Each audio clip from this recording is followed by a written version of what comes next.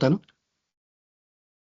Hola, ¿qué tal? Muy buenas tardes, noches. Está su servidor, el doctor Francisco Bejarano Rodríguez, especialista en urgencias, terapia intensiva y neurourgencias neurointensiva. Con mucho gusto, aquí con ustedes en Cursos y Congresos de México, en el curso ordinario abril 2025.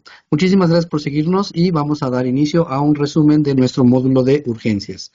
Bien, este es el temario que vamos a revisar conforme a este resumen.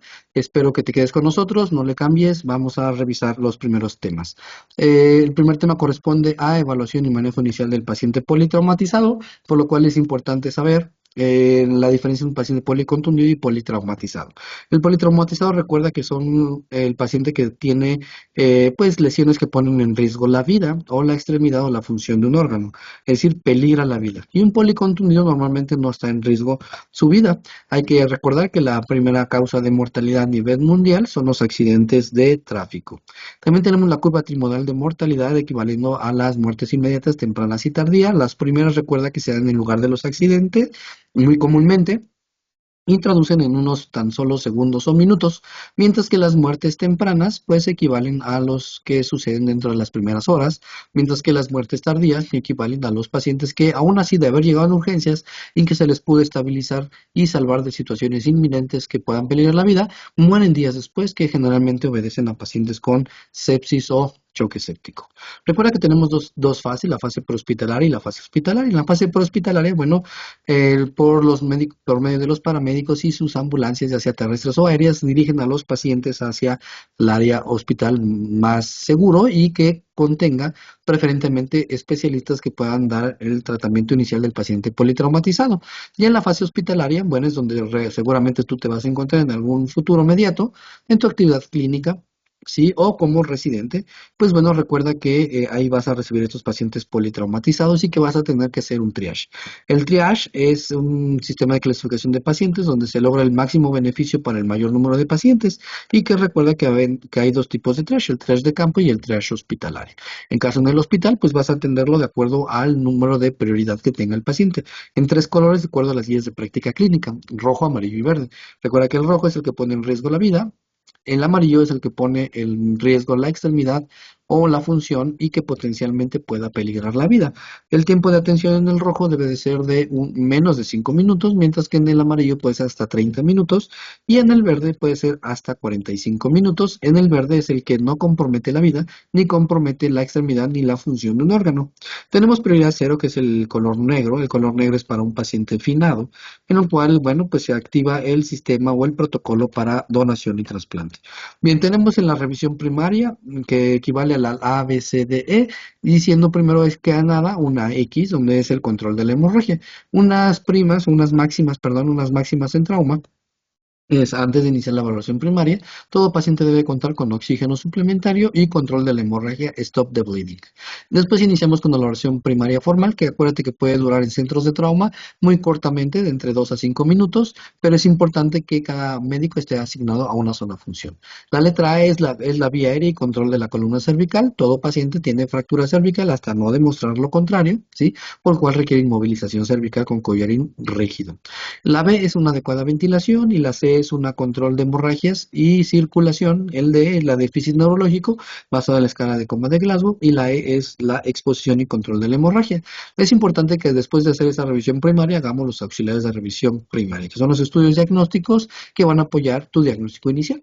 Es decir, se le hacen estudios de laboratorio principalmente en hemotipo y cruce porque necesitaremos sangre en un paciente con trauma y una gasometría arterial que te puede dar la medición del pH, el lactato y el déficit de base. Estudios radiográficos va a ser la radiografía de pelvis AP y la radiografía de tórax AP o tórax óseo. Luego le hacemos una revisión secundaria. La revisión secundaria es y sirve para poder detectar lesiones que potencialmente puedan todavía peligrar la vida o la función de un órgano o una extremidad.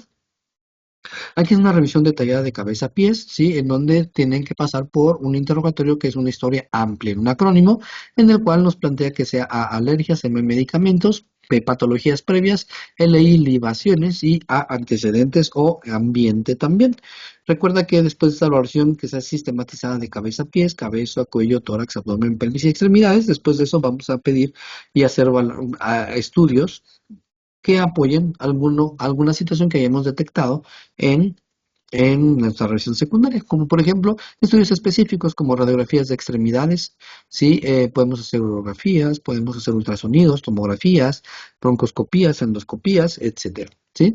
Tenemos que reevaluar a un paciente y darle sus cuidados definitivos, siempre cuidando que logre una buena uresis. Recuerda que la uresis es el mejor indicador de la reanimación de un paciente. Partiendo de otro lado, una reanimación en cuestiones a que un paciente en trauma puede caer en paro cardíaco o cardiorrespiratorio, tenemos que activar otro protocolo que va comandado por la American Heart Association, que son el RCP de las últimas guías hasta el momento del 2020, en donde cambia la configuración a CAB, también se basa en letras, donde C es compresiones, A es una vía aérea y B es una adecuada ventilación. Recuerda que tenemos en este cuadro resumido cómo podemos hacer la reanimación cardiopulmonar. Y aquí comentarte que recuerda que tenemos que detectar siempre que el paciente esté inconsciente y que tenga ausencia de signos vitales y ausencia principalmente del pulso central. En este caso se prefiere el pulso carotidio. Tenemos que hacer una medición de 10 segundos del pulso carotidio y bueno, iniciar RCP. Primero dando preferencia a las compresiones torácicas, vía aérea y luego la ventilación. Las compresiones son de al menos 100 por minuto con una depresión del tórax de 5 centímetros y de 4 centímetros en lactantes. Recuerda que los ciclos son con un reanimador que lo sabe hacer, son 30 compresiones por 2 ventilaciones 5 veces, eso dará un ciclo que durará aproximadamente 2 minutos. Cuando el paciente es pediátrico y hay dos personas reanimadoras que lo puedan hacer, las compresiones van a ser 15 compresiones por 2 ventilaciones y eso lo vas a repetir 10 veces. 15 por 2 por 10. Y eso sumará 2 minutos al cual tendrás que hacer una revaloración. ¿De acuerdo? Recuerda que los ritmos de paro son dos, uno que es desfibrilable y otros que son no desfibrilables. De los desfibrilables tenemos la fibrilación ventricular y la taquicardia ventricular, y de los desfibrilables tenemos la sistolia y la actividad eléctrica sin pulso. Recuerda muy bien el algoritmo, seguirlo tal cual a la letra, primero administrar oxígeno y bueno, conectar al paciente con un monitor y el monitor desfibrilador. Tenemos que analizar si el ritmo es desfibrilable o no. Si el ritmo es desfibrilable, recuerda que tenemos que hacer la primera descarga y posterior a ello iniciar el RCP y teniendo en cuenta de mantener una vía periférica permeable, ya sea un acceso intravenoso un trocar intraóseo. Si después de hacer el RCP podemos registrar el ritmo y si el ritmo sigue siendo desfibrilable se da una segunda descarga y se vuelve a terminar la descarga e iniciar la RCP. Después de la RCP podemos considerar el inicio del primer medicamento que sería la adrenalina y este se tendría que dar cada 3 o 5 minutos. ¿Sí? Recuerda que esta adrenalina se da posterior a la segunda descarga. Y si después de prender el RCP, es decir, el segundo ciclo de RCP, sigue estando un ritmo desfibrilable, después tienes que hacer otra descarga, es decir, la tercera descarga. Cuando de la tercera descarga vuelves a iniciar la tercera ritmo de RCP, aquí ya procurando administrar y tener listo amiodarona. Recuerda que la dosis inicial son 300 miligramos, ¿sí? O si no lo tienes puede ser lidocaína. Si el ritmo es no desfibrilable, tenemos dos escenarios, la sistolia o la actividad eléctrica sin pulso. Si tú detectas estos ritmos, entonces iniciamos RCP, pero aquí con la premisa de iniciar adrenalina lo más antes posible en cuanto tengamos una vía periférica o bien si tenemos abordajes de la vía aérea con una canular o traqueal se puede administrar por vía endotraqueal. Luego se da RCP por 2 minutos y bueno, se revalora. Y recuerda estar administrando la adrenalina cada 3 o 5 minutos. Si el ritmo sigue siendo no desfibrilable, continuamos el RCP. Recuerda que es muy importante descartar o corroborar o pensar en las HCTs, que son las causas de paro. Hipovolemia, hipoxidrogeniones, hipopotasemia, hipotermia, neumotórax, tensión, tamponade cardíaco, toxinas o tromboembolia pulmonar o infarto agudo del miocardio. Ahora pasando al apartado de la vía aérea, acuérdate que en la vía aérea tenemos signos muy específicos que nos pueden hablar de compromiso de la vía aérea, tanto que esté habiendo una hipoxemia que se manifestaría con agitación, hipercapnia con estupor o hipoxemia con cianosis periférica o cianosis central. Es muy importante reconocer los signos de insuficiencia respiratoria o que están dificultando la respiración en el paciente. Estos manifestados como tiros intercostales o uso de músculos de accesorios de la ventilación. Sí, recuerda que un componente importante es la triada del trauma laringio, que es la fractura palpable, la ronquera y el enfisema subcutáneo. Es importante que conozcas las diferencias entre una vía aérea básica y una vía aérea avanzada. Esos son los dispositivos y maniobras para una vía aérea básica o simple. Ninguna de ellas llega o pasa la glotis, es decir, ninguna llega a la tráquea. Que pueden ser dos maniobras, la maniobra de elevación del mentón, que esta está contraindicada en trauma, porque no se puede hacer hiperextensión, por lo que recuerda, dijimos, todo paciente en trauma tiene lesión cervical hasta no demostrar lo contrario. Y pues bueno, la otra manera que se suele hacer entonces la maniobra de levantamiento mandibular o luxación mandibular. También hay dos dispositivos, podemos apoyar una cánula orofaringea, la cánula nasofaringea, o bien de dos tubos, tubo laringeo, tubo esofágico multifenestrado o la mascarilla laringea. También tenemos la vía aérea definitiva o avanzada, en donde aquí, bueno, va a ser un dispositivo que sí traspasa la glotis y que llega a la tráquea. De esta manera, pues bueno, cumple con esta definición. Y bueno, recuerda las indicaciones para un manejo avanzado de vía aérea. Una vía aérea definitiva, la presencia de apnea, la imposibilidad de mantener una vía aérea permeable con los métodos básicos, o lesiones por inhalación, riesgo de broncoaspiración, fracturas faciales, hematoma retrofaringeo en expansión, un estado de coma de Glasgow de 8 o menos, y bien la presencia de un estatus epiléptico. Tenemos parámetros que son frecuencia respiratoria de 35, presión arterial de oxígeno menor de 60 o bien una presión arterial de CO2 de mayor de 50. Ujú. Recuerda que puedes considerar manejo avanzado quirúrgico de la vía aérea si presentamos dificultad para hacer una maniobra con una intubación orotraqueal o nasotraqueal. Y si el experto ha fallado, bueno, pensamos en una vía aérea quirúrgica en estas patologías, fractura laringia, quemadura de vía aérea o bien un hematoma retrofaringeo en expansión. Recuerda que estos son los dispositivos para ayudarnos a tener una vía aérea definitiva, es por medio de un videolaringoscopio, ¿sí? O bien un fibronoscopio o una o traqueostomía. Recuerda la secuencia de intubación rápida. Aquí es importante seguir un algoritmo protocolizado para poder manejar la vía aérea. Es importante que recuerde también los sedantes que utilizamos bajo diferentes aspectos, así como relajación y los cuidados post-intubación. Recuerda también que tenemos que tomar en cuenta la curva de oximoglobina y disociación de la oximoglobina, desviando a la izquierda o a la derecha. Desviando a la derecha cuando tenemos concentraciones de aumento de la temperatura como la hipertermia, la hipercapnia, ¿sí? O la acidosis. También hablando en el rubro de la ventilación mecánica, es importante que sepamos que, bueno, tiene que haber una armonía entre el programador, el médico, el paciente, que debe estar bien sedado, bien relajado, y pues saber ventilación mecánica para poderlo poner en los parámetros correspondientes. Lo más importante de la ventilación mecánica es saber que la ventilación mecánica la utilizamos por dos grandes formas, en dos grandes sentidos. Una para proteger la vía aérea o la otra es para soportar o como tratamiento de patologías específicas. Por ejemplo, para proteger la vía aérea pueden ser sucesos como un síndrome de Guillain-Barré con crisis miasténica que tenga compromiso de los músculos respiratorios, ¿sí? O, por ejemplo, un traumatismo craneoencefálico grave, donde el riesgo de broncoaspiración es muy alta, por lo cual necesitamos asegurar la vía aérea. Para soportarlo como tratamiento, es parte del tratamiento de una neumonía grave, o bien datos de un síndrome de estrés respiratorio en una fase grave, ¿sí? Son algunos ejemplos por los cuales puedes manejar una vía aérea definitiva. Recuerda que tenemos que tener parámetros muy específicos en el ventilador mecánico. Recuerda que hay dos modalidades muy importantes, controlado por volumen y controlado por presión. Y que tenemos que tener estas metas de protección al pulmonar o alveolar, que son las metas mínimamente necesarias que van a asegurar y garantizar que hay una buena armonía entre nuestro paciente, el ventilador, y nosotros como programadores. ¿Sí? Bien. Bueno, pues ahora pasemos a revisar el concepto del estado de choque. El estado de choque es un estado de hipoperfusión tisular. Es importante identificarlo de manera oportuna y dar tratamiento inmediato. Acuérdate que la clasificación de choque la dividimos en choque hipovolémico, cardiogénico, distributivo y obstructivo. El tipo de choque más frecuentemente es el choque séptico y para trauma el tipo de choque más común es el choque hemorrágico.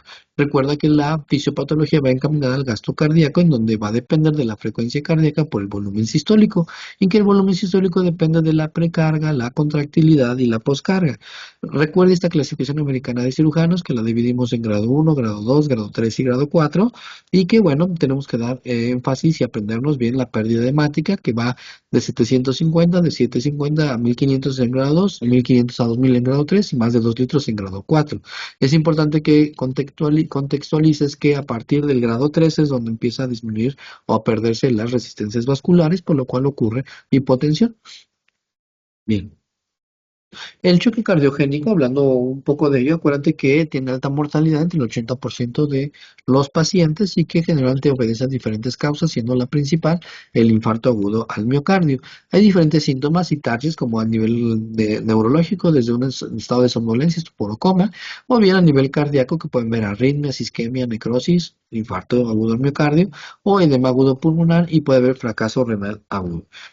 Bien, en el choque cardiogénico, pues bueno, aquí va a requerir un tratamiento multidisciplinario, normalmente que vaya a las salas de terapia intensiva, y pues vamos a enfocarnos en múltiples medicamentos que ayudan a mejorar el gasto cardíaco, como son los inotrópicos o los inhibidores de la fosfodiesterasa, inclusive valorar la bomba de globo de contrapulsación aórtica. En el choque neurogénico, recuerda que es una denervación simpática, por lo cual se va a perder el tono vasomotor. Entonces esto se va a acompañar y se provoca generalmente por lesiones cerebrales, por procedimientos de anestesia, diversos, ¿sale? Recuerda que, bueno, es importante que los pacientes van a cursar con un estado de hipotensión sin ni siquiera haber hipovolemia. Entonces, son los pacientes que pueden permanecer con hipotensión, pero sin taquicardia. Es importante que sospeches ante el mecanismo de trauma que puede existir un choque neurogénico cuando el paciente persistentemente está hipotenso. Es importante no sobrepasar el volumen de líquidos, logrando alcanzar buenas tensiones arteriales. Basta con sospechando el mecanismo de trauma y, bueno, iniciar oportunamente vasopresores, siendo el de elección la noradrenalina. Por otro lado, el choque anafiláctico, bueno, recuerda que es una respuesta exagerada o desregulada del huésped, este, por un mecanismo que desencadena la degranulación de los mastocitos por un antígeno. Entonces, esta degranulación de los mastocitos genera liberación de muchos mediadores preformados, como por ejemplo, uno de ellos es la histamina, que va a ocurrir o va a desencadenar una hipotensión o una vasodilatación periférica generando una hipotensión. Y bueno, pues síntomas dérmicos como prurito, petequias, puede haber lesiones hipereritematosas, flictenas, puede haber edema periorbitario, periocular, sensación de cuerpo extraño a nivel de la vía respiratoria. Y recuerda que su tratamiento es por adrenalina, en el cual la dosis de 0,3 a 0,5 miligramos intramuscular. La sepsis, bueno, el choque séptico se desencadena por un agente, puede ser micótico, bacteriano, viral, ¿no? Incluso raramente parasitario, pero bueno, se desencadenan datos de respuesta inflamatoria sistémica con estos elementos de aquí y que, bueno, teniendo estos datos de respuesta inflamatoria sistémica con un foco identificado, infeccioso, documentado, bueno, pues le podemos llamar sepsis y si esto no responde al manejo de volumen y que haya hipotensión persistente, pues le podemos llamar choque séptico en donde ya requiera manejo de vasopresor. Uno de los, en el estudio Sepsis 3, bueno, nos comenta utilizar y tomar en cuenta la clasificación de SOFA para poder darle estadificar y pronóstico a estos pacientes. Luego sale también el Quick SOFA, en la cual nos contempla, pues, dos de tres criterios pueden hacernos sospechar de un proceso séptico, como la frecuencia respiratoria arriba de 22, alteraciones del estado neurológico y la presión sistólica menos de 100. Recuerda importantemente hacer un diagnóstico oportuno, eficaz y hacer la toma de cultivo lo más pronto posible e iniciar dentro de la primera hora del diagnóstico el antibiótico dirigido hacia el germen más frecuentemente identificado en el sitio de infección. Recuerda también que en el choque séptico tenemos que hacer un buen manejo con hemoderivados si es necesario, ventilación mecánica si se requiere, un control estricto de glucemia, tener medidas y cuidados para tromboprofilaxis, así como una adecuada nutrición y si en caso necesario, terapia de sustitución renal. Sí, recuerda que en el tratamiento de choque séptico también es importante, obviamente, el antibiótico como mencionamos y el uso de vasopresores, siendo la primera elección la norepinefrina. En el choque obstructivo, es una situación en la cual el corazón se ve impedido a que tenga su función normal en sístole y diástole, con lo cual, bueno, entre sus múltiples causas puede ser por una embolia pulmonar, hipertensión pulmonar grave, o bien por un neumotórax atención o un tamponade cardíaco más frecuentemente en trauma. Recuerda que hay una mnemotecnia para aprendernos y se tapó el corazón de Beck, y significa que clínicamente puede ocurrir hipotensión, ruidos cardíacos velados e ingurgitación yugular. Es la triada de Beck. Bien, Continuamos ahora con la valoración primaria en el apartado B, que es la ventilación. Aquí tenemos que identificar diferentes patologías como neumotórax a tensión simple o abierto, tórax inestable o contusión pulmonar. En el neumotórax a tensión recuerda que la causa más frecuente es penetrante, ¿sí? En donde el aire entra a una cantidad desmedida hacia la cavidad pleural que desplaza el mediastino hacia el lado contralateral. El paciente va a tener dolor torácico, disnea, frecuentemente, taquicardia, hipotensión, cianosis, y a la percusión el dato clave va a ser que nos va a dar hiperresonancia en la percusión. Podemos ver una radiografía donde se ve aquí el pulmón colapsado y cómo se ve desplazado el mediastino hacia el lado contralateral. Bueno, pues el tratamiento siempre va a ser la descompresión con aguja fina, perdón, la descompresión con aguja fina, sí, en el quinto espacio intercostal entre la línea axilar media y anterior, y el tratamiento definitivo va a ser la colocación de un sello endopleural, ¿sí? Bien, esto convierte el neumotórax atención en un neumotórax simple, por lo cual, bueno, pues en el neumotórax simple, bueno, pues el tratamiento básicamente es oxígeno suplementario, ¿sí? Sigue habiendo aire en la cavidad pleural, pero ya no tanto como para desplazar el mediastino hacia el lado contralateral y ocasionar un choque obstructivo. Puede ir desde una fase asintomática o disnea muy leve, como mucho en los síntomas. El tratamiento puede ser expectante, solo con oxígeno suplementario y esperar a que el neumotórax se reabsorba de manera espontánea. O si es el neumotórax es muy importante, se considera colocar un sello endopleural, como en este caso. Se coloca igual en el quinto espacio intercostal entre la línea axilar anterior y media. El neumotórax abierto tiene que cumplir una definición que es una lesión de la pared torácica que abarque 2/3 del diámetro de la tráquea. Aquí se da generalmente por heridas por HPIC o por HPAF, en donde la lesión se convierte como una lesión que aspira sangre, perdón, que aspira aire. Entonces, esto ocasiona que se vaya acumulando aire en la cavidad pleural y que esto, pues bueno, pueda convertirse en un neumotórax a tensión. Es importante porque cursan con dolor torácico, disnea, taquicardia, hipotensión y si esto se convierte en un neumotórax a tensión, puede desviar las estructuras del mediastino hacia el lado contralateral y haber distensión de vena yugular. Veamos como aquí hay un neumotórax abierto donde hay un defecto en la cavidad torácica. Bien, el tratamiento inmediato es cierre del defecto con un parche oclusivo de 3 lados y el tratamiento definitivo es quirúrgico. Aquí pongo el parche de 3 lados para dejar libre un espacio y funcione como válvula de tal manera que no impida, perdón, la entrada de aire, pero que permita su salida también de aire. Luego veremos tórax inestable. Recuerda que el tórax inestable son la fractura de dos o más costillas consecutivas en dos o más lugares de las mismas.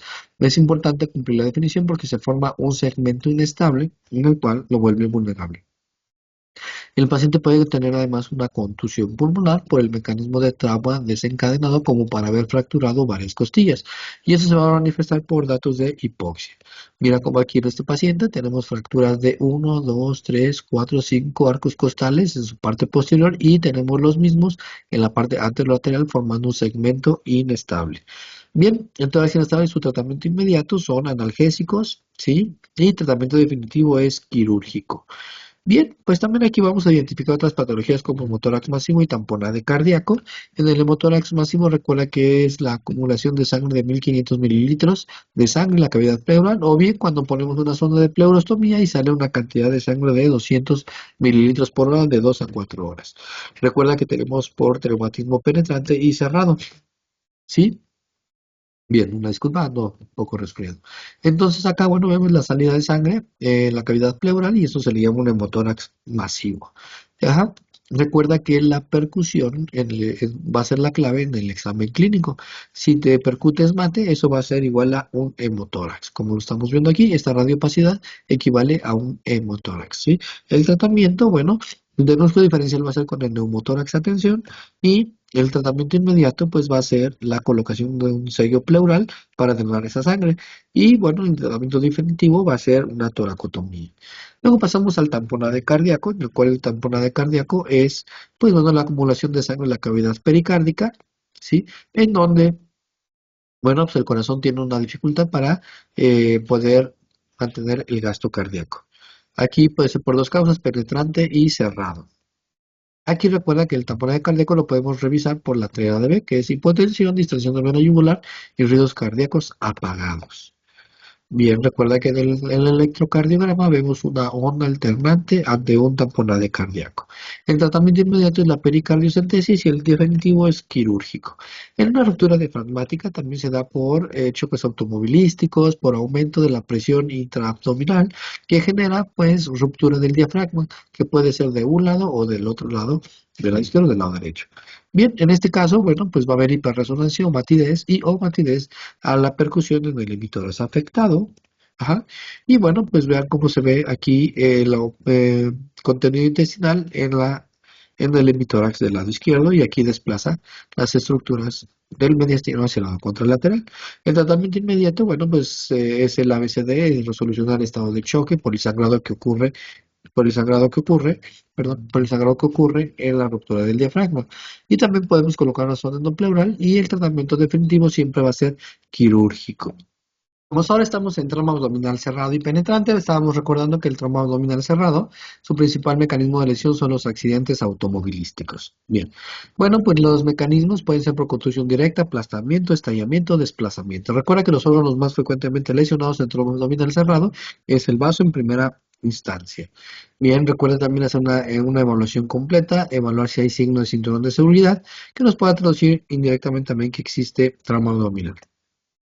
Recuerda, las fracturas de chance se dan por un cinturón de seguridad mal colocado, principalmente en pacientes pediátricos que miden menos de unos 1,30 de estatura y que no tienen una silla adaptada con elevador en el asiento trasero, y que pueden coadyuvar, además de lesiones en el mesenterio, pueden ocasionar fracturas de chance y además lesiones ligamentarias. Recuerda que el diagnóstico lo vamos a hacer con resonancia magnética para definir el diagnóstico principalmente y la otra, el tratamiento quirúrgico en dado caso, de comprometer estructuras como la columna vertebral y aparte los ligamentos. Bien, recuerda que el diagnóstico clínico no es muy confiable, es de un 55 a 65% de sensibilidad, por lo cual tenemos que apoyarnos de otros tres estudios como es un ultrasonido FAS, una tomografía o un evento quirúrgico en la cama del paciente y o lavado peritoneal diagnóstico.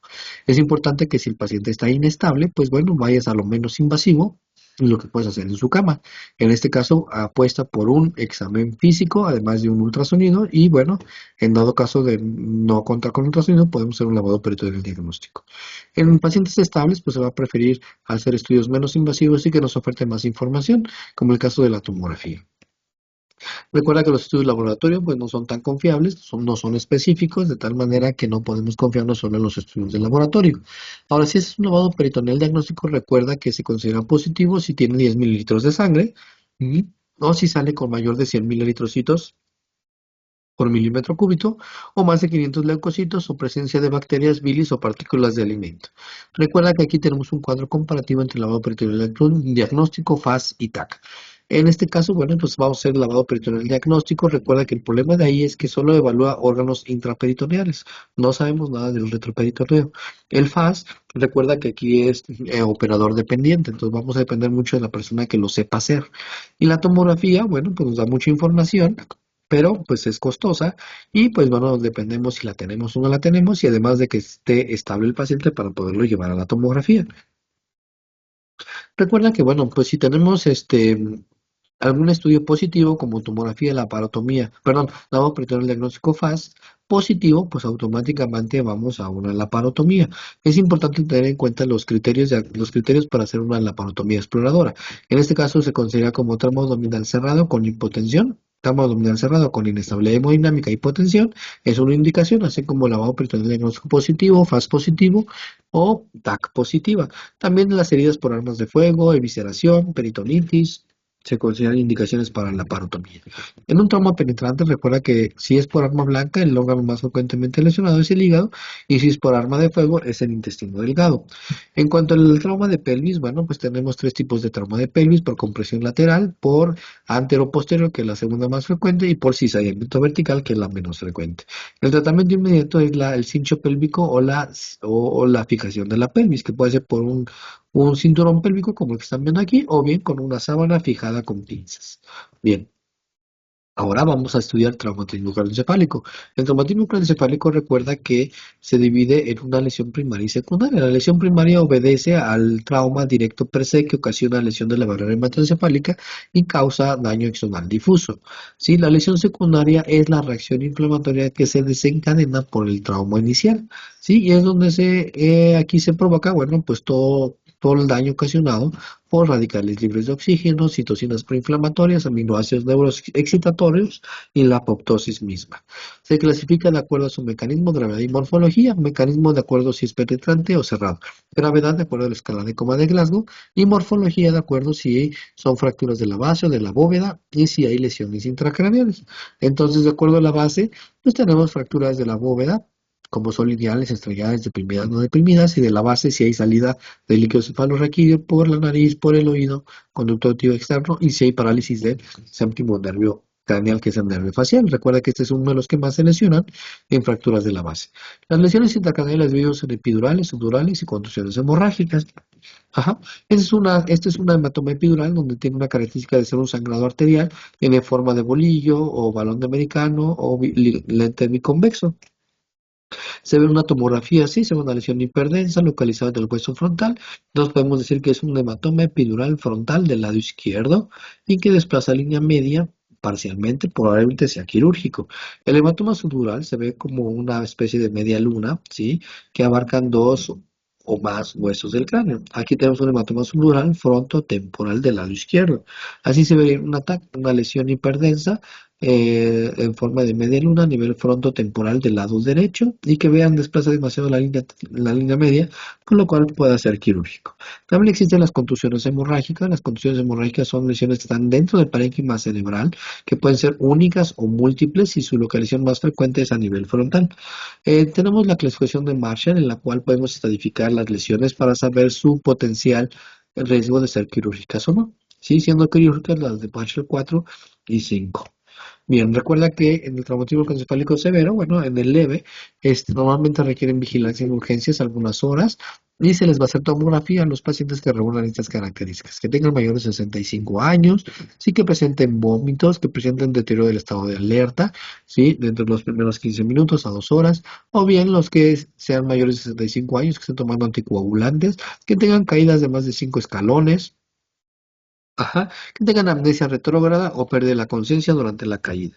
El traumatismo moderado, que es de 9 a 13 en la escala de Glasgow, bueno, pues todos tienen quedarse en observación de 12 a 24 horas y a todos se les hace TAC.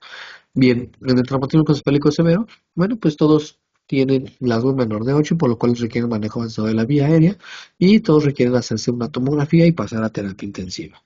El tratamiento va dirigido a el esquema de las normas, normocapnia, normotermia, normoglucemia, normonatremia y normovolemia, ¿sí? Mantener una tensión arterial media entre 90 y 110 y una presión de perfusión de 60 milímetros de mercurio. No hay nivel de evidencia 1 todavía en el tratamiento de traumatismo encefálico severo y hipertensión intracranial, con lo cual nos puede servir de mucha ayuda. Y nivel 2, la supresión metabólica con barbitúricos, es decir, inducir con barbitúrico, una adecuada sedación y, por supuesto, la terapia hiperosmolar. Bien. El traumatismo raquimedular, bueno, lo estudiamos hasta la letra E, cuando exponemos al paciente y podemos sospechar si hay lesión de la columna vertebral y de la médula espinal. Bien, recuerda que aquí nos apoyamos mediante la escala de fuerza de Daniel, ¿sí? Donde 0 es parálisis y 5 es la fuerza normal. Recuerda que la vía córtico-espinal es la vía motora. Bien, la vía del tracto espinotálico lateral, la vía del tacto, dolor y temperatura, y la del cordón posterior nos va a dar información sobre vibración, tacto, propiocepción y presión profunda.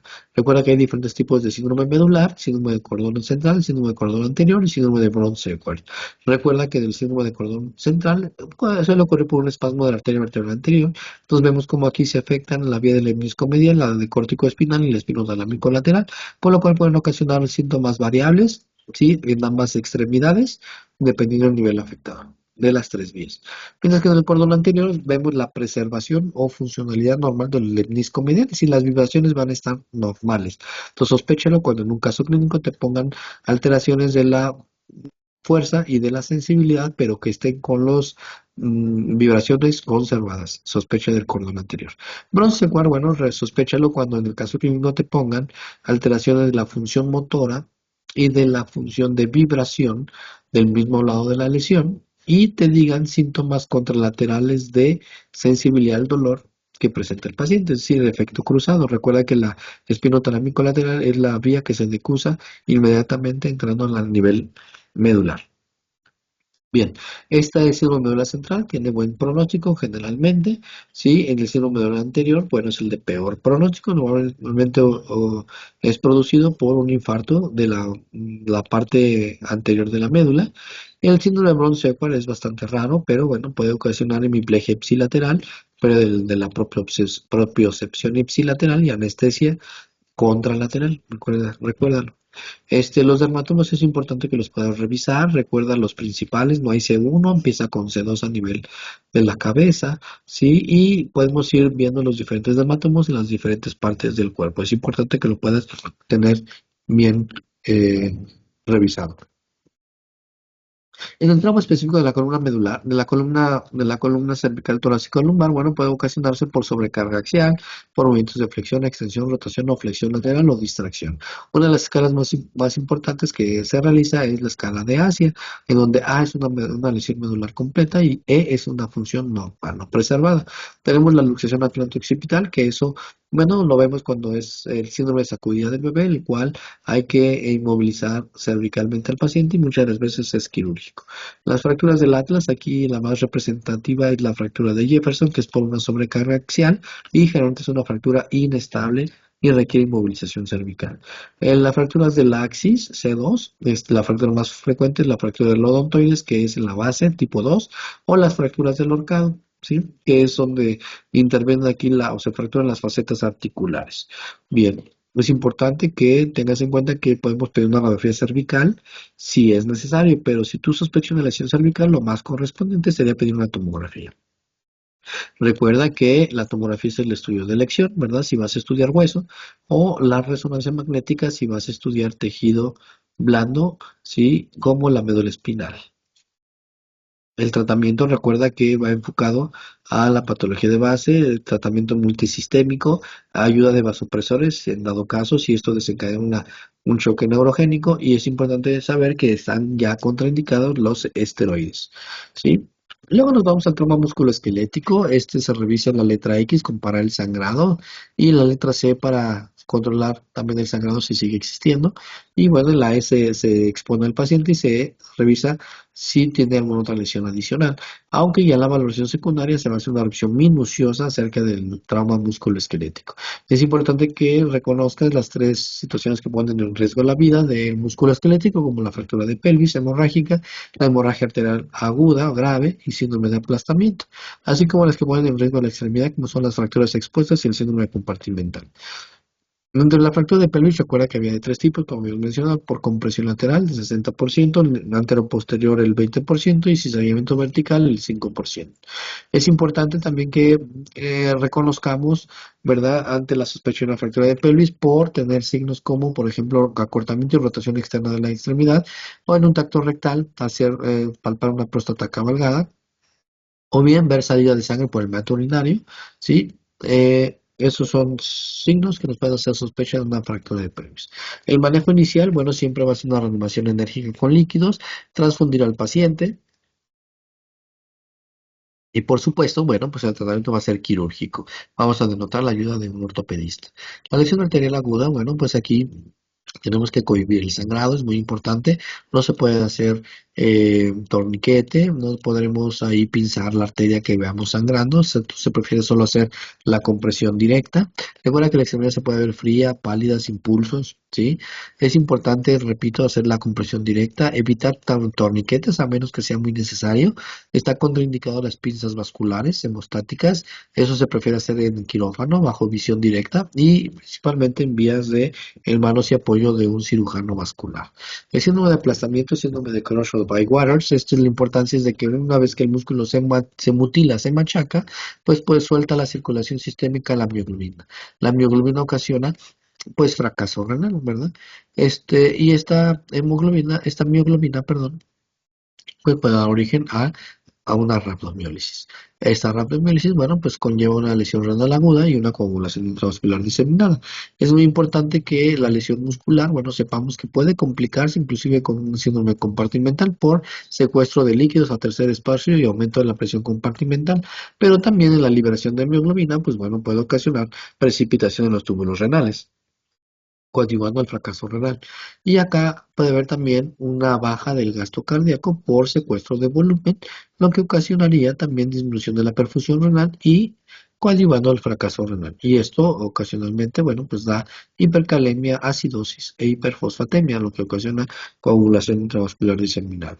Bien, en el contexto de la rhabdomiólisis, recuerda que va a haber mioglobinemia, mioglobinuria, hipercalemia, hipocalcemia, acidosis metabólica por lo cual estamos obligados a estar realizando electrocardiogramas seriados porque puede haber presencia de arritmias por hipercalemia. Bien, el síndrome de aplastamiento pues denota un tratamiento multidisciplinario, enérgico, oportuno y con una gran demanda de líquidos intravenosos, así como analgésicos y eh, terapia con bicarbonato. Bien, también no olvidemos, podemos dar manitol para empezar a forzar uresis, medidas antihipercalémicas, ¿sí? Antibióticos y toxoide tetánico. Por otro lado, las fracturas expuestas, recuerda que tienen un riesgo de infección todas. Una de las clasificaciones más utilizadas es la clasificación de Fustilo y Anderson, el cual pues las divide en grado 1, grado 2, 3, 3A, 3B, 3C. Eso de acuerdo al tamaño de la lesión, menos de 1 centímetro, grado 1, grado 2 de 1 centímetro a 10 centímetros, grado 3 más de 10 centímetros, bien que involucren lesiones de tejidos blandos, ¿sí? Inclusive este, lesiones vasculares o lesiones traumáticas por abulsión o heridas por proyectil de arma de fuego. Es importante dar una buena analgesia, hacer lavados quirúrgicos, la inmunización antitetánica e iniciar antibiótico, cobertura para gram positivos en grado 1 y grado 2 y gram positivos y gram negativos para grado 3, cubriendo con cefalosporinas y aminoglucosidos. En el síndrome compartimental, bueno, entonces se da por aumento de la presión del compartimento, ya sea por motivos intrínsecos o extrínsecos, que pueden ser por diferentes situaciones, vendaje o yesos compresivos, quemaduras, congelaciones, envenenamiento por mordedura de víbora, ¿sí? Etcétera.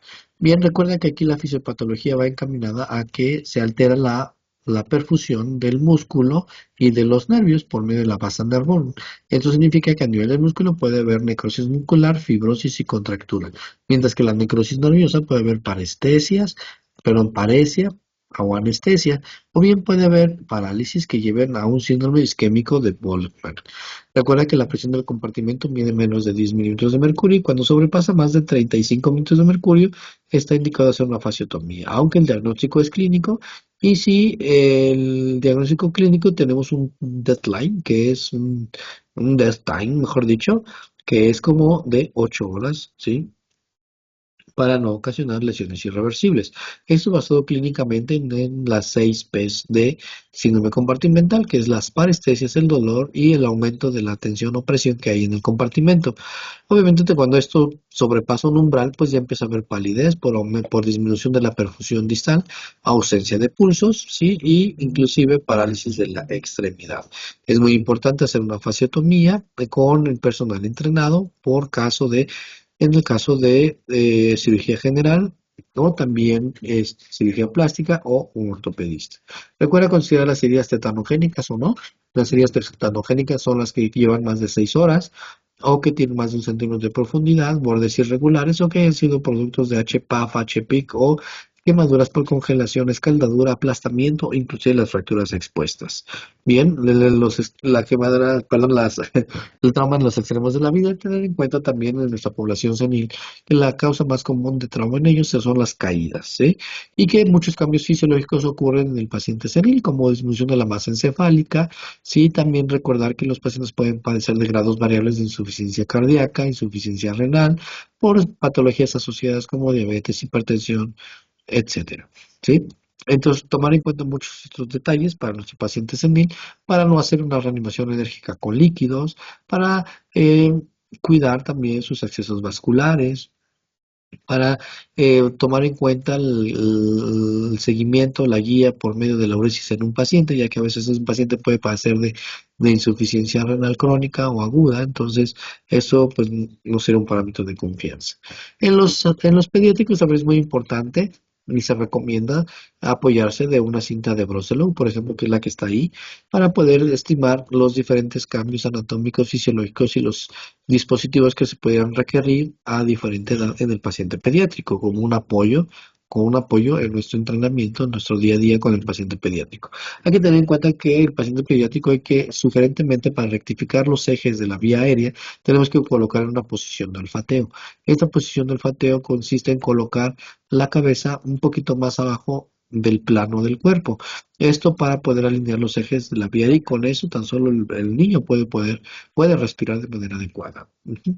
Para manejar la vía aérea definitiva, bueno, pues también como los adultos utilizamos una dosis de atropina previo, en los adultos, bueno, a diferencia del adulto, usamos una dosis de atropina previa, ¿verdad? A la sedación. Y bueno, la sedación suele hacerse con etomida, tomidazol o tiopental sódico, dependiendo del caso. Y la relajación con succinilcolina, preferentemente a 1 miligramo por kilogramo.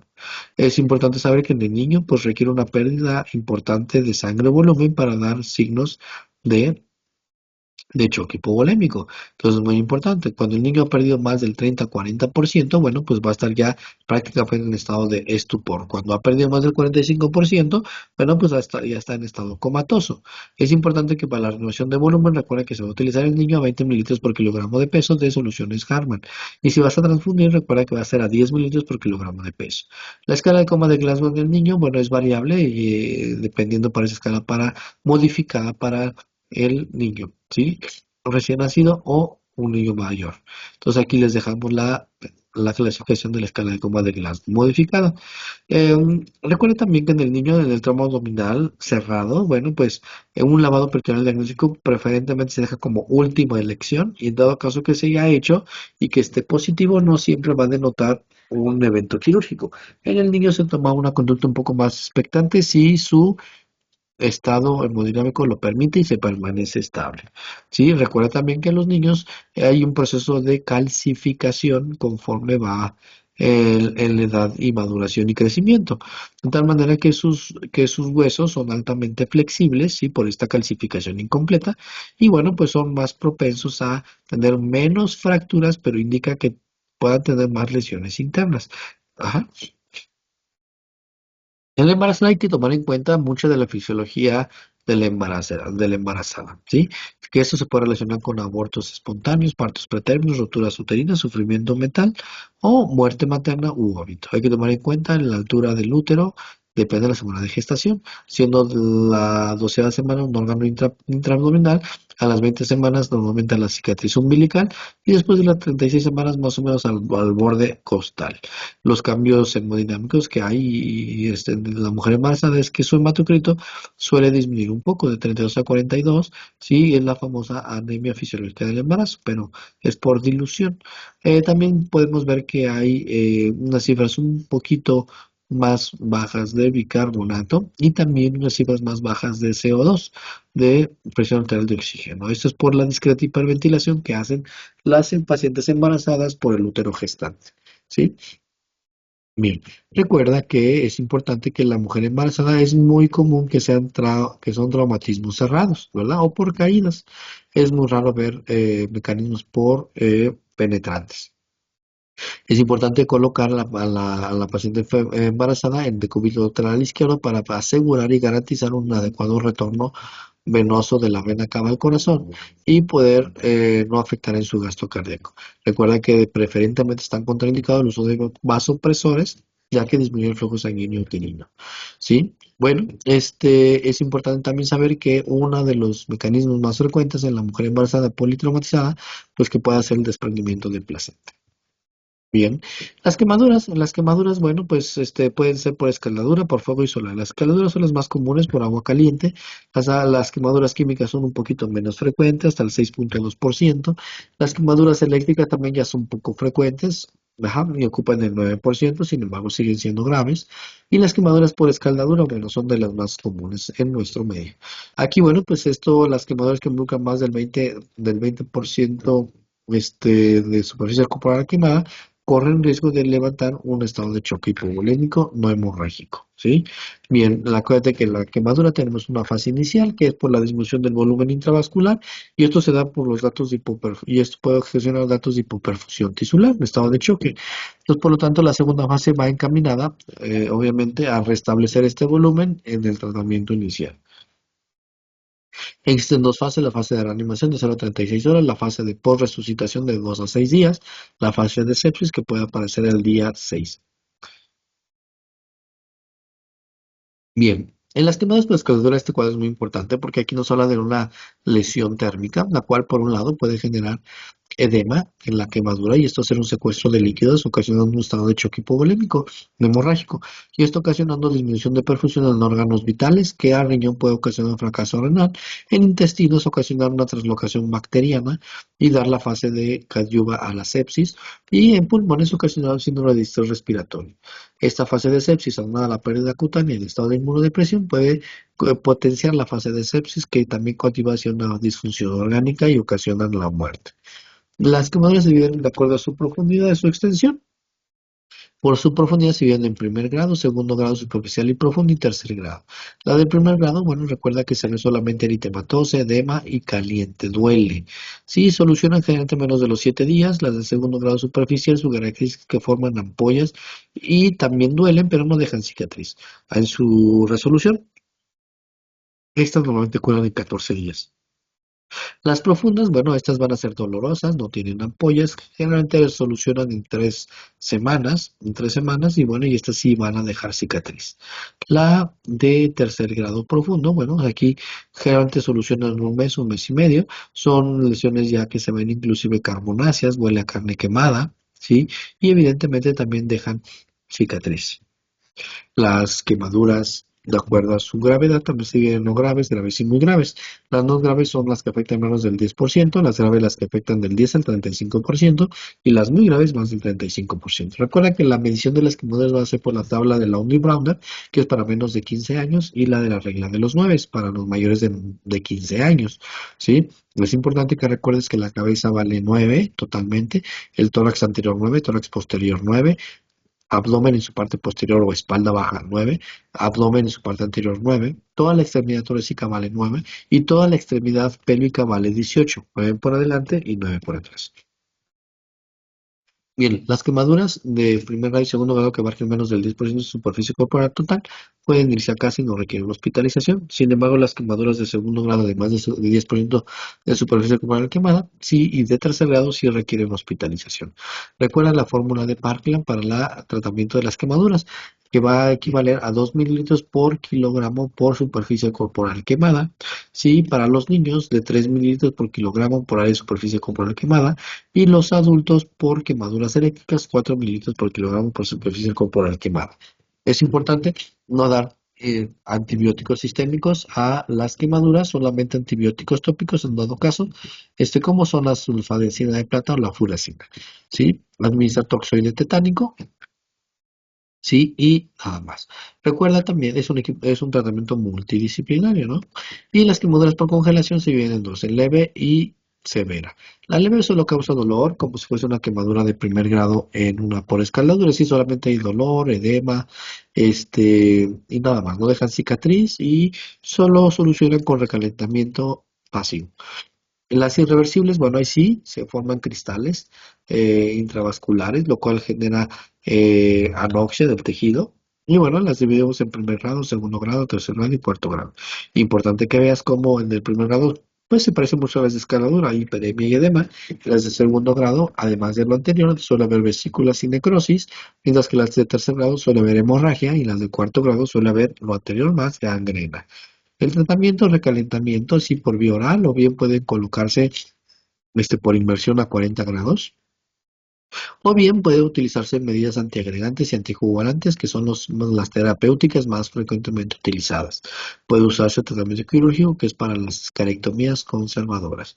Sí, y bueno, el concepto de hipotermia sistémica Recuerda que es para temperaturas de entre 35 y 32 grados, moderada de 32 a 30 grados y severa menos de 30 grados. Es importante que identifiques que puede haber arritmias cardíacas como patología más frecuente de la hipotermia. Entre ellas es la fibrilación auricular y la presencia de ondas J de Osborn cuando sucede a menos de 31 grados Celsius. Vean, esas son las ondas J de Osborn que se dan entre el segmento ST, aquí esta pequeña muestra, y que se dan en derivaciones principalmente precordiales. ¿Sí? El tratamiento es recalentamiento externo, cuarto tibio con mantas y sábanas tibias, ¿sí? Y el recalentamiento interno con soluciones calientes de 150 a 200 mililitros por hora a 40 grados, o bien irrigación de cavidades como es estómago, recto, vagina, pleura, diálisis peritoneal en dado caso, ¿sí? O ECMO. Bien, recuerda que la muerte viene con temperaturas abajo de, 28 grados Celsius, dando fibrilación ventricular, y a los 24 grados Celsius causando asistolia. Bueno, pues eso ha sido todo. Muchísimas gracias por estar con nosotros. Su servidor, el doctor José Francisco Bejarano Rodríguez. Espero que te haya servido esta breve explicación y que haya coadyuvado para tu formación académica, profesional y sobre todo para que puedas hacer magníficamente bien y salir avante en ese examen del ENARM. Muchísimas gracias, nos vemos hasta la próxima. Gracias.